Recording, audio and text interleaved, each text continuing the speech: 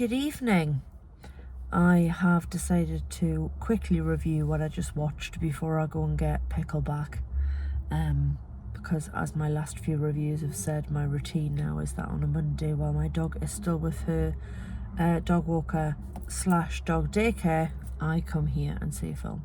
And it's working out beautifully. So today I took myself off to see Indiana Jones and the Dial of Destiny. This is the fifth and final Indiana Jones film.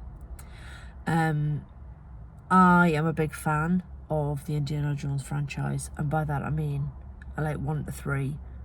4 can absolutely get in the bin.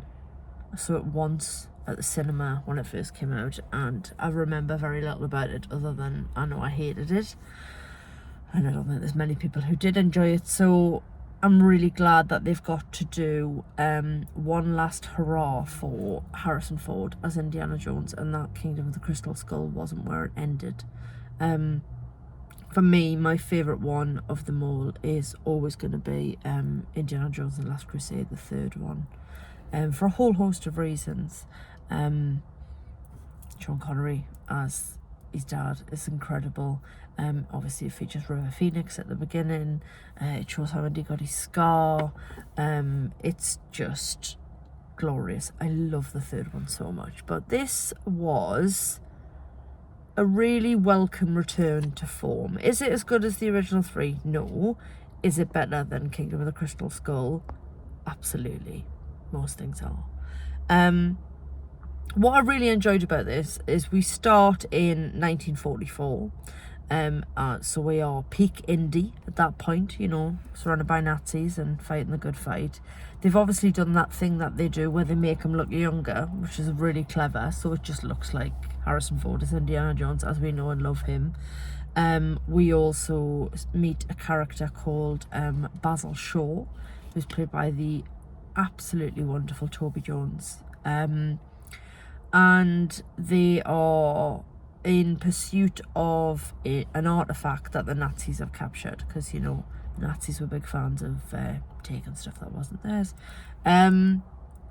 So the preamble, the first sort of 20-25 minutes is set in 1944, and then before we know it, we are thrust forward to 1969. Now, there's no thing on the screen that says, hey, it's now 1969, or hey, X amount of years later. Can't work that out very quickly. 15? No, 25. It's really terrible to go from 1944 to 1969. It's clearly 25 years. So then what we've got is a much older, greyer Dr. Indiana Jones. And he's still lecturing, but it's 1969, and quite frankly, no one cares. They're not listening. They're not interested. It's all ancient history. It's 1969. Man's about to walk on the moon. They're all excited about, excuse me, about the future and campaigning against the Vietnam War and all this sort of stuff. So, yeah, his lectures on Archimedes and history and all that sort of thing are just not interesting. But things pick up the pace somewhat when a young woman, I say young woman, a 30-year-old woman appears in one of his classes, in one of his lectures, and she turns out to be, is this a spoiler? I don't think it is.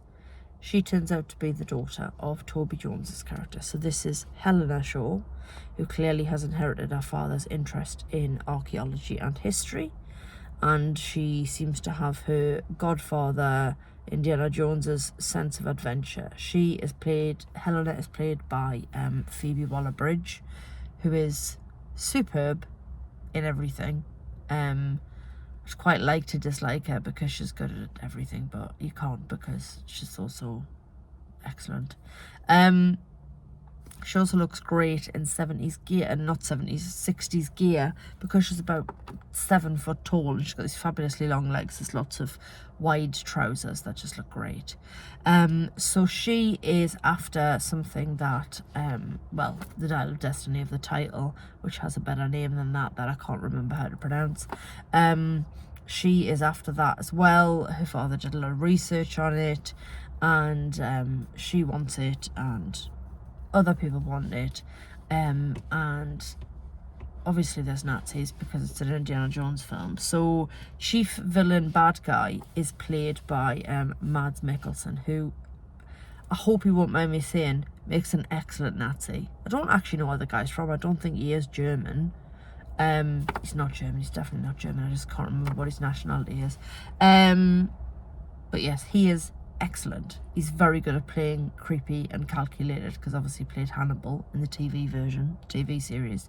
But yeah, he's a really good sparring partner for Indy. There's not too many jokes about the fact that Indy is now old. There's passing reference to it, but they don't play on it too much. I think I was going to say modern day setting. The setting it in the 60s is more to highlight that Dr. Jones is out of place, and his fascination with certain periods of history suddenly seems at such a disconnect to the world that he's living in. But it's not so much that they keep making jokes about him being old and his hips hurting and things like that. I mean, he does a marvellous job, Harrison Ford, to play this part again. He's not quite as sort of gung-ho as he was as a younger man, but it all works for the story and for the character. There are some familiar faces in the film, some of Indy's friends from the past. We also get introduced to some new characters. Antonio Banderas pops up, which I didn't realise, so that was quite a nice little surprise to see him in there as well. But Harrison Ford is just like an absolute icon. And most recently, apart from this, I saw him in the Apple TV series Shrinking, which is written and created by Bill Lawrence, who's the man responsible for Ted Lasso and Scrubs. And Shrinking is co-written by Brett Goldstein or Roy Kent, again, if you're a Ted Lasso fan. Harrison Ford is so good in Shrinking, like so good. And I just thought, I love that he's just doing different stuff as he gets older, but to see him return to this character that this and Han Solo are the two things that, although he's had this incredible career, really varied, but if you say Harrison Ford to somebody, their brain either goes Indiana Jones or Han Solo or both. So to see him back in this iconic role, to do it justice, to sort of say farewell to it and tie a lovely ribbon around it, was wonderful, and I'm really glad it happened. It's too long. It's 2.5 hours long, and there were definitely bits you could have trimmed out. But it does have some absolutely glorious action set pieces. It has good fist fights. It has quips. It has the bullwhip and the hat and the music and all the things you'd want from an Indiana Jones film. And most importantly, it's better than the fourth one. So is it a masterpiece? I don't think so.